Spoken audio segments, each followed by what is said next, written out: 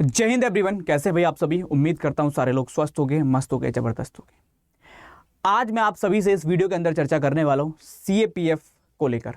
CAPF जिसकी 2023 के अंदर भी बहुत जल्द हमें वैकेंसी देखने को मिलने वाली है। क्या इंपॉर्टेंट डेट्स होंगी वो तो मैं बताऊंगा ही बताऊंगा, लेकिन उससे जरूरी कहीं ना कहीं कि एक्चुअल में सीएपीएफ क्या होता है, इसके थ्रू हम कौन कौन सी जगह पर जॉब कर सकते हैं या किस किस मैं बात करूं फोर्सेस को ज्वाइन कर सकते हैं, और साथ ही साथ अगर हम बात करें तो कौन इसके लिए अप्लाई कर सकता है, कब इसके फॉर्म आएंगे, क्या पूरी कंप्लीट एक डिटेल रहने वाली है, संपूर्ण एक तरह से कह सकते हो इसकी जानकारी जो है वो मैं आप सभी को इस वीडियो के माध्यम से प्रदान करने वाला हूं। तो चलिए शुरू करते हैं बिना किसी देरी के। सबसे पहले अगर हम बात करें सीएपीएफ को लेकर, तो सीएपीएफ 2023 के एग्जामिनेशन भी आपका जल्द ही कंडक्ट होने वाला है। लेकिन सीएपीएफ जो होता है वो होता है आपका सेंट्रल आर्म पुलिस फोर्स। अब सेंट्रल आर्म पुलिस फोर्स के अंदर असिस्टेंट कमांडेंट की ये वैकेंसीज होती हैं, और इसके अंदर जो आपको फोर्सेस ज्वाइन करने को मिलती हैं वो मैं आपको बता दूं कुछ इस प्रकार से। ये 5 मेजर फोर्स, वैसे तो 7 बोली जाती है, लेकिन अभी जो वैकेंसीज या मैं बात कर रहा हूं जिन फोर्सेस के साथ आप जा सकते हो, जिन फोर्सेस में आप असिस्टेंट कमांडेंट की पोस्ट पा सकते हो, वो आपकी 5 फोर्सेज होती हैं। कौन कौन सी? बॉर्डर सिक्योरिटी फोर्स यानी कि बीएसएफ, उसके अलावा सीआरपीएफ जिसकी वैकेंसीज अभी आपने लास्ट मंथ देखने को मिली होगी जनवरी के अंदर, जो हेड कांस्टेबल और एएसआई के लिए थी, लेकिन यहां आपको सीआरपीएफ देखने को मिलेगा, सेंट्रल रिजर्व पुलिस फोर्स के अंदर असिस्टेंट कमांडेंट बनने का मौका होगा। वहीं उसके अलावा CISF central industrial security force होती है, ITBP Indo Tibetan border police होती है, और उसके अलावा सशस्त्र सीमा बल यानी कि एसएसबी होती है। ये 5 फोर्सेज ऐसी हैं जिनमें आप इजीली ज्वाइन कर सकते हो सीएपीएफ के साथ। सीएपीएफ का जो नोटिफिकेशन है वो यूपीएससी की आपकी जो ऑफिशियल साइट है upsc.gov.in पर देखने को मिलेगा, क्योंकि सीएपीएफ का जो एग्जाम है वो यूपीएससी के द्वारा ही कंडक्ट कराया जाता है। अब जब किसी एग्जाम के साथ में यूपीएससी का वर्ड जुड़ता है तो उस एग्जाम का जितना रौब उस नौकरी का बढ़ता है। यूपीएससी के अंदर कोई भी अगर सर्विंग है तो आप सबको पता है उसका एक रौब भी होता है, उसका एक नाम भी होता है ना। तो उसी प्रकार से जैसा भौकाल कह सकते हो, अगर आप नॉर्मल लैंग्वेज के अंदर मैं बात करूं कि यूपीएससी में जब कोई जॉब कर रहा होता है तो उसका एक भौकाल होता है, तो उसी प्रकार उसके एग्जाम का भी एक भौकाल होता है, तो उसके एग्जाम का भी एक रौब दिखाई देता है। और यूपीएससी वर्ड जुड़ते ही इस एग्जाम की वैल्यू, इस एग्जाम का सीरियसनेस और ज़्यादा बढ़ जाती है। तो इसकी प्रिपरेशन भी अगर आपको करनी है तो एक प्रॉपर टाइम के साथ करनी होगी, आप बिल्कुल आखिरी में जाकर इसकी तैयारी नहीं कर सकते। कंप्लीटली इस वीडियो के अंदर मैं हर एक पहलू पर बात करने वाला हूं। शुरुआत करते हैं पहले पहलू से। जो पहला पहलू है वो कुछ इस प्रकार है कि इंपॉर्टेंट डेट्स क्या रहेंगे, क्योंकि जब कभी भी आपको कोई एग्जाम प्रिपेयर करना है, किसी एग्जाम की तैयारी करनी है, तो सबसे बेसिक थॉट आता है कि आपको उस एग्जाम के बारे में ये पता हो आपके पास कितना टाइम है, जिससे आप एक पूरा मैप तैयार कर पाओ कि मैं इस टाइम को ऐसे यूटिलाइज करूंगा, देन मैं फाइनली सिलेक्शन की तरफ बढ़ सकता हूं।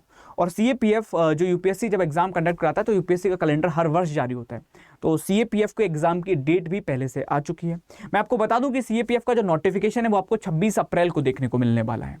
अभी अगर हम बात करें तो फरवरी का मंथ चल रहा है, लगभग फरवरी समाप्ति की ओर है, मार्च के बाद अप्रैल में नोटिफिकेशन मिलेगा। अब या तो आप वेट कर सकते हो नोटिफिकेशन आने का कि नोटिफिकेशन आ जाए उसके बाद पढ़ाई स्टार्ट करो, लेकिन अगर आपको पहली ही बार में इस एग्जाम को क्वालिफाई करना है तो आपको अभी से लगना पड़ेगा। 26 अप्रैल को नोटिफिकेशन देखने को मिलेगा और 26 अप्रैल से ही आपकी फॉर्म फिलिंग शुरू हो जाएगी। फॉर्म फिलिंग जो है वो 16 मई तक आपको देखने को मिलने वाली है। उसके अलावा 6 अगस्त को आपको इसका कंप्लीट रिटन एग्जामिनेशन देखने को मिलने वाला है। जो फिजिकल एफिशिएंसी टेस्ट होगा वो आपको कंडक्ट होता हुआ दिखाई देगा अक्टूबर के मंथ के अंदर। तो कंप्लीट अगर मैं रिटन के प्रारूप से आपको छोटी सी इंफॉर्मेशन दूं तो एडवांस सीएपीएफ का पेपर 1 और पेपर 2 दोनों में क्या डिफरेंस है अभी मैं आगे डिस्कस करूंगा। कंप्लीट डिटेल्ड एक पेपर 1 और खास करके इसके पेपर 2 का एक अपने आप में एक डर भय बना रहता है, तो उसका कंप्लीट एक कंबाइंड बैच डिफेंस अंडर 24/7 पे स्टार्ट हो रहा है 27 फरवरी से। 27 फरवरी से अंडर 24/7 की एप्लीकेशन पर आपको इसकी क्लासेस होती हुई दिखाई देंगी। इन क्लासेस का फायदा क्या है? इस क्लासेस के अंदर आपको लाइव क्लास तो मिलेंगी ही मिलेंगी, वो सारी लाइव क्लास आपके पास रिकॉर्डेड फॉर्म में रहने वाली हैं। उसके अलावा जो क्लासेस में पढ़ाया जाएगा उनके पीडीएफ नोट्स, चाहे वो पेपर 1 हो या पेपर 2 हो, दोनों के पीडीएफ नोट्स भी आपको मिलने वाले हैं। और ये दोनों पेपर्स के लिए रहेगा ही रहेगा। इसमें जितनी भी क्लासेस चलेंगी बिल्कुल बेसिक से चलने वाली हैं। 0 to हीरो की आप कंप्लीट सफर को तय कर सकते हैं। कीमत इसकी 9,000 रुपए के अप्रॉक्स है, लेकिन अभी विशेष ऑफर के तहत आप इसको रेफरल कोड Y274Y274 को अप्लाई करने के बाद 2,000 रुपए में इनरोल करा सकते हैं। चलिए बात करते हैं आगे। आगे अगर हम बात करें तो इसकी एज लिमिट क्या रहती है। बहुत सारे से लोगों के मन के अंदर डाउट रहता है कि मैं सिर्फ 25 साल की उम्र तक ही क्या इसको दे सकता हूं, लेकिन अलग अलग कैटेगरीज के हिसाब से इसके अंदर अलग अलग रिलैक्सेशन आपको देखने को मिलते हैं। अगर आप 25 साल तक के हैं डेफिनेटली आप एलिजिबल हैं। आप चाहे जनरल कंडीशन से हो, जनरल कैटेगरी से बिलोंग करते हो, ओबीसी से बिलोंग करते हो, आप SC ST को बिलोंग करते हो, या किसी और कास्ट या किसी और जगह से आप बिलोंग करते हो, लेकिन अगर आप 25 के अंदर आए डेफिनेटली आप एलिजिबल हैं। लेकिन 25 के बाद 26, 27, 28, 29, 30 तक आप इसके एग्जाम को दे सकते हैं। डिपेंड करेगा कि आप किस कैटेगरी से हैं। इनकेस अगर आप ओबीसी की कैटेगरी को बिलोंग कर रहे हैं तो आप 28 साल की उम्र तक इसके पेपर को दे सकते हैं। वहीं अगर आप SC या ST कैटेगरी से बिलोंग करते हैं तो आप 30 साल की उम्र 5 साल के रिलैक्सेशन के साथ इसके एग्जाम को दे सकते हैं। वहीं अगर हम बात करें जिनके पास जम्मू और कश्मीर का डोमिसाइल होगा, वो लोग भी 5 साल के एज रिलैक्सेशन के साथ 30 साल की उम्र तक इसके पेपर को दे सकते हैं। जो एक्स सर्विसमैन हैं, जितने भी कमीशन्ड ऑफिसर्स हैं, वो लोग भी 30 साल के लिए। वहीं सिविलियन जितने भी सेंट्रल गवर्नमेंट सर्वेंट हैं, वो भी 30 साल की उम्र तक इसके लिए एलिजिबल रहते हैं। तो 3 से 5 साल का एज रिलैक्सेशन भी इसके अंदर देखने को मिलता है। तो जितनी भी मिथ्या इसको लेकर बनी हुई है कि CAPF के एग्जाम को 25 के बाद नहीं दे पाओगे, तो अगर आप ओबीसी से भी बिलोंग करते हो तो भी आप 26-27 की उम्र में भी इसके एग्जाम को दे सकते हो, 28 तक आप इसके एग्जाम को दे सकते हो। वहीं SC ST के साथ 30 तक आप इसके एग्जाम को दे सकते हैं। एज क्राइटेरिया को लेकर उम्मीद करता हूं आपके सारे डाउट्स क्लियर हो गए होंगे। एज के बाद तुरंत चलते हैं हम एजुकेशन क्वालिफिकेशन की तरफ। अगर हम एजुकेशन क्वालिफिकेशन की बात करें तो यूपीएससी जो हमेशा से विद्यार्थी की करंट की सिचुएशन को लेकर, करंट की उसकी मेंटल एबिलिटी को लेकर, करंट में उसका क्या सिनेरियो है या फिर क्या कह सकते हो माइंडसेट है, वहाँ से उसको जज करना चाहते हैं। तो यूपीएससी हर एक एस्पिरेंट को एग्जाम में उतरने का मौका देता है। मैं आपको बता दूं कि जैसे ही CAPF के एग्जाम को भी जब यूपीएससी कंडक्ट करा रहा है, तो इस एग्जाम के अंदर भी आप किसी भी बैचलर डिग्री के साथ उतर सकते हैं। साथ ही साथ आप सिर्फ पास होने चाहिए, कोई एक मिनिमम क्वालिफिकेशन या मैं कहूँ तो कोई एक मिनिमम परसेंटेज का क्राइटेरिया भी नहीं होता। आपने कितनी भी परसेंटेज के साथ अगर ग्रेजुएशन कर रखी है, आप स्नातक की डिग्री पा चुके हैं, आप बैचलर डिग्री एक लेकर आ चुके हैं, then definitely you are eligible for CAPF exam. ठीक है, फिर चाहे आप BA वाले हों, BSc वाले हों, BTech वाले हों, या किसी अन्य फील्ड के अंदर अगर आपने स्नातक की परीक्षा को पास किया है, तब भी आप CAPF के एग्जाम के लिए कंप्लीटली एलिजिबल है। वहीं इसके बाद अगर हम बात करें तो पॉइंट आते हैं कि इसका रोल क्या होता है। CAPF का रोल है क्या, क्योंकि आप बनने जा रहे हो असिस्टेंट कमांडेंट। अब असिस्टेंट कमांडेंट का कंप्लीटली एक रोल क्या होगा, कमांडेंट का रोल क्या होता है। कमांडेंट का रोल होता है कहीं ना कहीं कई सारे से लोगों को, कई सारी से लोगों की एक पूरी टुकड़ी को आपको कंट्रोल में रखना है। तो आप क्या करोगे, lead a company of around 150 arm personal, मतलब लगभग 150 लोगों की एक कंपनी होगी जिसको आपको लीड करना होगा। क्योंकि असिस्टेंट कमांडेंट की पोस्ट के साथ आप जा रहे हैं तो आपके अंदर वो लीडरशिप क्वालिटी भी होनी चाहिए। वहीं अगर मैं बात करूं which is depend on the conducting जितने भी इलेक्शंस एंड मेंटेनिंग जितनी भी आपकी नॉर्मली जितनी भी चीज़ें हो रही हैं, या जितना भी आप देख रहे हो कि अगर हम बात करें इंडस्ट्रीज़ को लेकर, किसी वैसी जगह पर लेकर, तो जहाँ जहाँ जो एक्टिविटीज़ होती हैं वहाँ पर आपके अलग अलग इन्वॉल्वमेंट होते हैं, अलग अलग लॉ एंड ऑर्डर होता है, उसको मेंटेन करने के लिए आपकी पोस्टिंग दी जाती है। आपको अलग अलग जगहों पर जाकर चीज़ों को कंट्रोल करना होता है डिफरेंट। वहीं उसके अलावा अगर हम बात करें तो assistant commander has to perform functions like planning and conduct of operation, ensuring on the job training to keep the company in the जितनी भी कॉन्स्टेंट स्टेट ऑफ ऑपरेशनल। जैसे अगर मैं एक जनरली में बात करूं तो जितनी भी आपकी एज ए असिस्टेंट कमांडेंट जब आप जा रहे हैं तो जिस भी फोर्स के लिए आप जाते हैं, चाहे वो CISF हो तो इंडस्ट्रीज से रिलेटेड हो जाती है, या अगर हम बात करें तो आपका CRPF हो, CRPF के जवान्स को आपने बहुत सारे सिलेक्शंस एंड ऑल के अंदर भी ड्यूटी देते हुए देखा होगा, तो उन सबको लीड करने का काम आपके ऊपर रहेगा। आप उन सबको एज ए लीडर वहाँ पर लीड करने वाले हैं फ्रंट से। ठीक है, आपके एक्शंस को वो लोग फॉलो करने वाले हैं। तो वो क्वालिटी आपके अंदर हो, और वो क्वालिटी को आपको ऐसा नहीं होगा कि एक दिन में जाकर आप अपने आप के अंदर चेंज लाएंगे। आपको पहले से उस माइंडसेट के साथ जाना पड़ेगा। आपको अपना कैरेक्टर, अपना कह सकते हो कि एटीट्यूड वैसा करना पड़ेगा, ताकि देखते ही लगना चाहिए कि आपके अंदर वो क्वालिटीज़ हैं, और कोई नॉर्मल बंदा भी अगर आपको देख रहा है तो उसको फील हो कि डेफिनेटली ये कोई ऑफिसर है। तो वो सारी चीज़ों को सिखाने के लिए, बताने के लिए हमारे मेंटर्स आपको कंप्लीटली गाइड करने वाले हैं।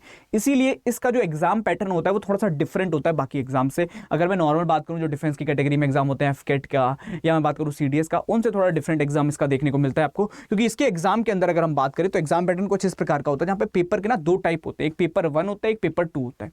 अब पेपर 1 और पेपर 2 है क्या? पेपर 1 होता है आपका जनरल एबिलिटी एंड इंटेलिजेंस का टेस्ट होता है, जिसमें सिर्फ एमसीक्यू यानी कि मल्टीपल चॉइस क्वेश्चंस आपको देखने को मिलते हैं। 125 क्वेश्चंस आते हैं जिनके 250 मार्क्स होते हैं। Each question consist 2 marks, 2 number का प्रत्येक प्रश्न होता है। 2 घंटे का ये पेपर होता है जिसमें आपको 120 मिनट के अंदर 125 क्वेश्चंस करने होते हैं। 250 मार्क्स के साथ आप इसको इसमें से जितने चाहो उतने मार्क्स ज़्यादा से ज़्यादा ले सकते हो। वहीं अगर हम बात करें पेपर सेकेंड जो होता है वो सबसे मेन और जिसको लेकर विद्यार्थी सबसे ज़्यादा डरे हुए होते हैं वो पेपर होता है। अब मैं क्यों बोल रहा हूँ कि डरे हुए होते हैं, क्योंकि ये पेपर कंप्लीटली डिस्क्रिप्टिव फॉर्म में होता है। इसमें आपको आंसर राइटिंग करनी होती है। जनरल स्टडीज से रिलेटेड ऐसे हो गया एंड कंप्रेहेंशन हो गया, ये सारी की सारी चीज़ें आपको इसके अंदर देखने को मिलती हैं। 6 डिस्क्रिप्टिव आपके क्वेश्चंस आते हैं जो 200 मार्क्स के होते हैं और 3 घंटे का ये पेपर होता है, मतलब 180 मिनट्स का ये कंप्लीट आपको पेपर सेट देखने को मिलता है। यहाँ सबसे बड़ा रोल जो पैदा करता है वो आपका ये आप देख पा रहे होगे कि मतलब MCQ पर भी आपकी मल्टीपल चॉइस क्वेश्चन भी आपसे पूछे जाते हैं, ताकि एग्जामिनर ये जानना चाहता है MCQ क्वेश्चन कंडक्ट कराने का मतलब क्या होता है समझो, और डिस्क्रिप्टिव का मतलब क्या है। दोनों के अंदर बीच में डिफरेंस सबसे बड़ा क्या आता है। ऐसा नहीं कि उसमें टिक कर रहे हैं उसमें लिख रहे हैं, दोनों के बीच में डिफरेंस ये होता है कि जब आप कल को एक असिस्टेंट कमांडेंट बन के जाने वाले हैं तो MCQ का मतलब ये होता है जब MCQ फॉर्म देता है तो एग्जामिनर क्वेश्चन भी एग्जामिनर देगा, ऑप्शन भी एग्जामिनर देगा। वहां आपकी मर्जी नहीं चलेगी। आपको किसी क्वेश्चन को देखकर क्या लग रहा है वो आप उसमें नहीं लिख सकते। एग्जामिनर ने क्या सोच के क्वेश्चन बनाया है और उसी की सोच में आपको घुसना है, तब आप उस क्वेश्चन का आंसर निकाल पाओगे। ये होता है MCQ क्वेश्चन को कंडक्ट कराने का मतलब कि एग्जामिनर चाहता है कि आप सामने वाले की सोच में जा सकते हो कि नहीं जा सकते हो। आपको क्या लगता है उस क्वेश्चन पे वो मैटर नहीं करेगा, सामने वाले ने क्या सोच के क्वेश्चन डिजाइन किया वो मैटर करेगा। आप उसकी सोच के अंदर जाओ और फिर आंसर निकालकर आंसर करो। ये हो गया MCQ। एंड जब डिस्क्रिप्टिव कराते हैं तो डिस्क्रिप्टिव में क्या होता है कि कोई भी एक टॉपिक देकर पर्टिकुलर एग्जामिनर वहां अपनी सोच नहीं पूछ रहा, वहां फिर आपकी सोच जानना चाहता है कि इस पर्टिकुलर टॉपिक के ऊपर आपकी सोच क्या कहती है, आप उसके बारे में लिखो। तो जब डिस्क्रिप्टिव फॉर्म में एग्जाम दिया जाता है तब एग्जामिनर आपकी सोच जानना चाहता है कि एक्चुअल में आप क्या सोचते हो इस चीज के बारे में, वो मेरे को लिख कर दो ताकि मैं देखूं कि आपकी सोच कैसी है। और यहां एग्जामिनर ये कहता है कि मैंने क्या सोचा वो तुम सोचो और उसके बाद आंसर निकालो। तो इस पेपर के अंदर आपको दोनों तरीके से डील करना पड़ता है। अब जब दोनों तरीके से डील करना पड़ता है और ये पूरा का पूरा पेपर एक ही दिन में कंडक्ट होना है ना, तो उसमें आपको एकदम स्विच भी करना पड़ता है। उसके लिए आपकी प्रिपरेशन बहुत बेहतर होना आवश्यक है। और ये जो एग्जाम पैटर्न आपको देखने को मिल रहा है, इसका पेपर 2 हो या पेपर 1 हो, इन दोनों की कंप्लीट क्लासेस डिफेंस अड्डा स्टार्ट कर रहा है 27 फेब से। बहुत ज़्यादा वक्त नहीं बचा है, अभी जाके आप एनरोल करा सकते हैं बहुत कम प्राइजेस के ऊपर।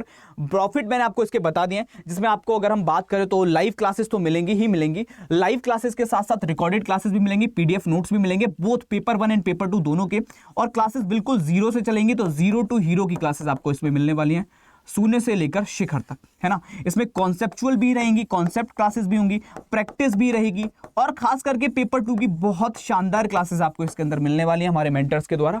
मैं आपको बता दूं कि ये 9000 का बैच है, लेकिन अगर आप अभी इनरोल करने जाते हैं तो स्पेशल ऑफर के साथ आप इस पर रेफरल कोड में Y274, इस रेफरल कोड के साथ मात्र और मात्र 2000 रुपीज में इसको इनरोल करा सकते हैं। मात्र 2000 रुपये में आप कंप्लीट इस बैच के साथ जा सकते हैं। और ये सही वक्त है, क्योंकि इसके बाद अगर आप वक्त गुजार देते हो, अगर आपको प्रिपरेशन करनी है तो सही वक्त है, लेकिन अगर आपको नहीं करनी है अभी तो दोस्त को फिर तो कोई दिक्कत बनती नहीं। अब देखो यहाँ पर भी 2 थॉट आते हैं मन के अंदर, मैं आपको फिर से बता दूं।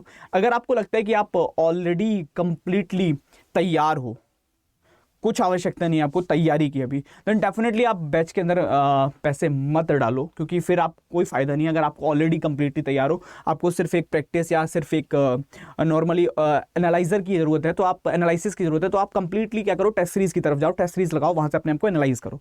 लेकिन इनकेस अगर आपको लगता है कि नहीं मेरे को अभी गाइडेंस की जरूरत है, मेरे को अभी सीखना है ताकि मेरा स्कोर बेहतर हो पाए, देन डेफिनेटली आप टाइम वेस्ट मत करो, तुरंत इस बैच के अंदर आकर एनरोल करा सकते हो। ओके, कहाँ से आपको इसको इनरोल कराना है मैं आपको बता दूं। सिंपल, आपको जाना है गूगल पर, और जैसे ही आप गूगल पर पहुंचते हैं तो गूगल पर जाने के बाद आपको वहां टाइप करना है अड्डा 24/7।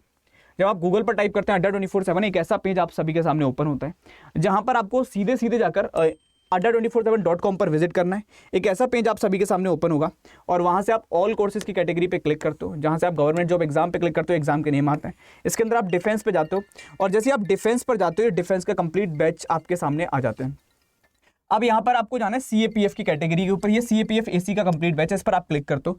ये CAPF का आपका एडवांस बैच है, जिस पर आपको डबल वैलिडिटी देखने को मिल रही है। डबल वैलिडिटी का मतलब होता है कि आपको इस बैच की वैलिडिटी पूरे 1 साल के लिए देखने को मिलेगी। 1 साल तक आप इसकी सभी क्लासेस का लाभ उठा सकते हैं। इस पर जब आप क्लिक करते हैं, ये डबल वैलिडिटी ऑफर भी बहुत लिमिटेड टाइम के लिए। तो ये कंप्लीट आपका बैच आ चुका है, पेपर 1 पेपर 2 दोनों की क्लासेस में है। 9000 प्राइस दिखाएगा, व्यू ऑफर पर जाओ या वाई नाउ पर जाओ। वहां जाने के बाद आप एंटर कूपन कोड के अंदर जाकर मेरा रेफरल कोड Y274 इस्तेमाल कर सकते हैं। जैसे ही आप एंटर कूपन कोड के अंदर लिखते हो Y274 274 लिखने के बाद आप अप्लाई पर क्लिक करते हो, तो अप्लाई पर क्लिक करते ही मात्र 2000 रुपए में आपको कंप्लीट बैच मिल रहा है। पेपर 1 पेपर 2 दोनों का कंप्लीट बैच मात्र 2000 रुपए में।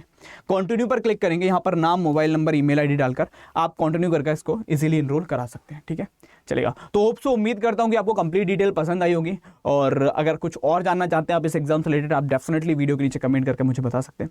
Thank you so much everyone. नमस्कार, प्रणाम, जय हिंद, राधे राधे।